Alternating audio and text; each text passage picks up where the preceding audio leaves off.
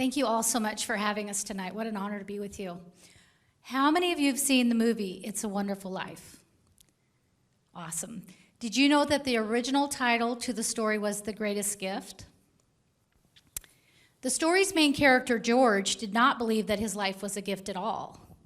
In fact, he told Clarence the angel that he wished he had never been born. And it wasn't until, in a sense, Clarence temporarily takes away his life that George begins to understand what it's all about. Do you know that your life is a gift? There was a time in my life that I did not believe that my life was a gift. In fact, I felt that my life had very little value. As a child, I was subjected to all types of neglect, abuse, and trauma. We were like hot potatoes being passed back and forth between this parent and various relatives. I still remember my first grade teacher and how sweet she was. She even bought me my own lotion, and every morning when I got to school, she'd send me to the back of the room to put the lotion on because I had such terrible eczema and my hands were so cracked and bleeding. One day our class assignment was to make cards for our moms. It must have been Mother's Day, and as I sat there as a 6-year-old and looked around the room at the excitement of the other children, it dawned on me that I didn't have a mom. And I thought, well, why do they have a mom and I don't? And when I was 10, my grandma told me that I had a different dad than my siblings. And as it turns out, I was the result of an affair. Given my origin, I am certain they did not consider my life to be a gift. And by the time that I was 15, not only did I not believe my life was a gift, but I felt it was just too painful to continue to live and decided I would end it. I took a bottle of Valium and went to sleep, and I still remember when I woke being so upset that I was still alive. Shortly after this, I decided to leave home with no place to go. Thank God, my friend asked her mom if I could come and live with them, and she said yes. But she was so strict. We had to go to school and we had to go to church. We couldn't wear certain clothes or watch certain movies. And as a 15-year-old, I pretended to be bothered by all of this mothering, but I loved it. She made me feel like she saw my life as a gift. When I was 17, I went to visit with my mom, and as we sat in her bedroom at her little round table, she began to share what a miracle it was that I was even alive. We talked about how I'd been ran over twice as a toddler. The second time, a truck ran over my body, stopped on top of my head, and rolled back over my body, crushing it for a second time, and I lived. But she didn't stop there. And as she continued to share, I could not believe what she was telling me. Because of the shame and in secrecy of the pregnancy that she had with me, she decided to end my life. So not only did I survive being ran over by a truck, but I also survived a back alley, coat hanger, abortionist attempt to kill me.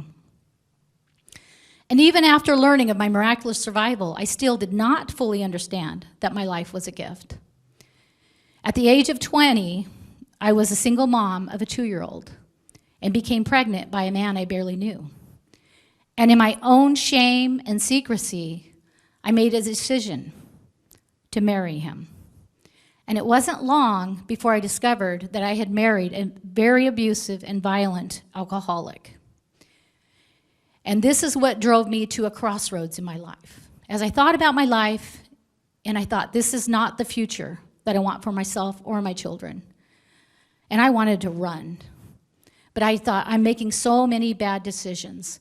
So at that moment in the back of the shop, I just thought the safest place for me to run right now is to God.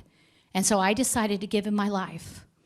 And it wasn't long after that, someone invited us to a church service. And there they had a guest speaker who called us up and began to pray over us. And his prayer, part of his prayer over me was, Father, I see her standing in her kitchen and she's giving you praise for what you're doing in her husband's life. And sister, God wants you to know that he inhabits the praises of his people.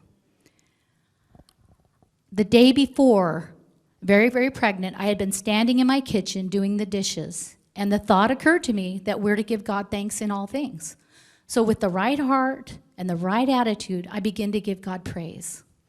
And I begin to pray. And my prayer went something like, God, I thank you that I'm married to an alcoholic. God, I thank you that he went to the bar and he got in a fight and he broke his arm. And now that he has a broken arm, God, he lost his job. And now that he doesn't have a job, well, we don't have any money and I don't know how, no insurance to pay for the baby. But God, you're good and you say we're to give thanks in all things. This night was so transformational for me when that pastor began to pray over us.